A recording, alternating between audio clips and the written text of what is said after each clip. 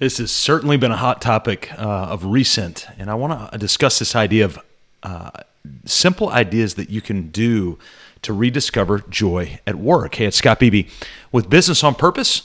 Make sure to check us out. Go to mybusinessonpurpose.com, and if you're interested in potentially working with us, mybusinessonpurpose.com/application for any business owner between 2 and 50 employees. We would love to hear from you. Let's talk about some of these ideas that I think could be helpful to begin rediscovering joy at work. See, for many, work has become an unavoidable and sustained pothole along the chaotic highway of our day-to-day that knocks the alignment from the goal of peace each of us has in our life, and beckoning a variety of responses from the menu of emotions available to us throughout the day. We respond to those potholes with entitlement and exasperation, feeling betrayed when we get thrown off track.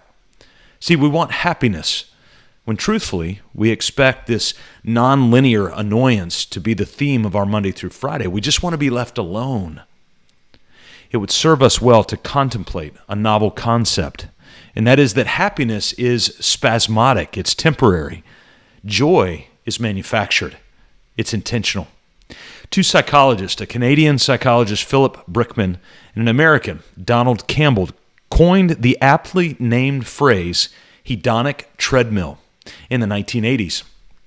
It's this thought of the hedonic treadmill that happiness is fleeting, always seeing it in the short jolts by which it comes, and yet we're still always left wanting for more. The elation or the misery that comes typically in a day-to-day returns to that baseline emotion very quickly, and so we need that next hit.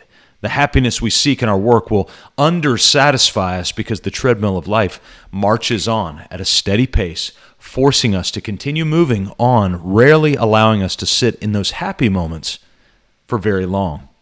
Each moment ceases quickly to become embraced with gratitude in favor of being installed as a new level of expectation.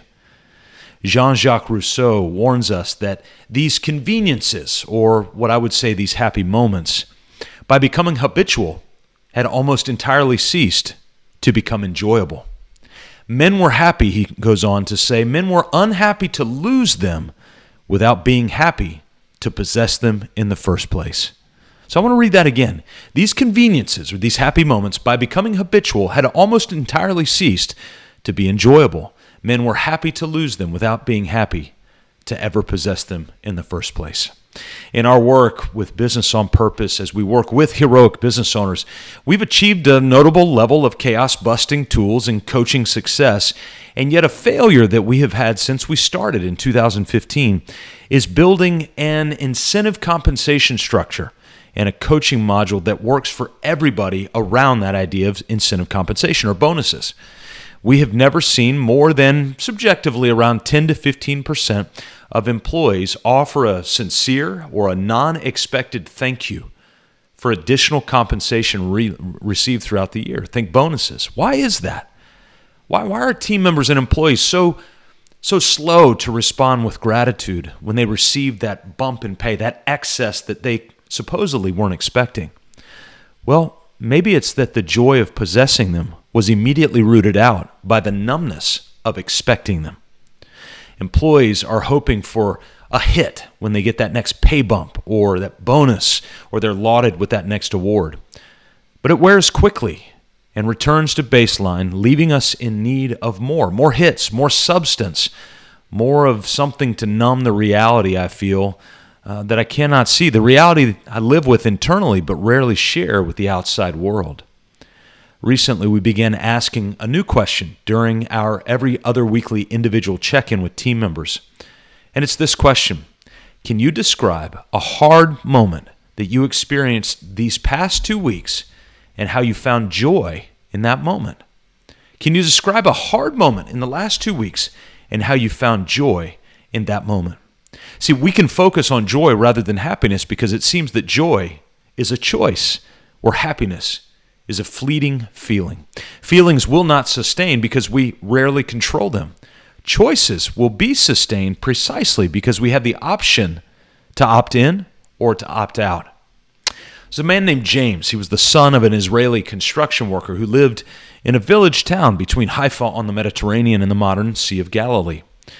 And when they were older, James and his brother were falsely accused of a crime. And his brother was murdered in public. James himself was later beheaded because of his teaching, and his body was buried in Spain. So it begs the question, what sort of teaching could be so vile that it results in a man's beheading? Well, I wanted to paraphrase an excerpt of a key element of James's message. He says, and again in a paraphrase, in all things, choose joy. Make it your in front of thought, or make it your first beyond any thought. So imagine a line of thoughts that are in your head. It's basically taking joy from the back of the line and moving it to the front. That's it. That's the message. A message of actively choosing joy in front of any other response is a core part of the message that ended a notable man's life. Joy is the willful acceptance that a situation has brought you favor, and joy brings long-term value. See, hard things bring testing. Testing provides conditioning and endurance. That endurance reinvests itself into growth and fullness counteracts the isolation of emptiness. That's what we all want. Joy says, I accept hard things to endure because the outcome is fullness. Our modern work environment shuns and works endlessly to mitigate difficulty. Conditioning, endurance, growth, and fullness cannot divorce themselves from quandary and perplexity. To garner the refreshment of fullness, we must walk through the plough mud of decomposed problems. If problems did not exist, then there would be no need for your labor to solve those problems. In other words, you wouldn't have a job. Problems are a fundamental reason for work. Problems provide opportunity both to solve the problem and to build endurance. So how do we choose joy while staring down the barrel of problems? Joy willfully accepts the problem, realizing the outcome and the long-term value that comes from the outcome of endurance and fullness. So how do we rediscover joy at work? I think we can begin by reframing problems as endurance-developing opportunities, knowing that fullness is on its way, leaving you spent and satisfied instead of exhausted and vexed.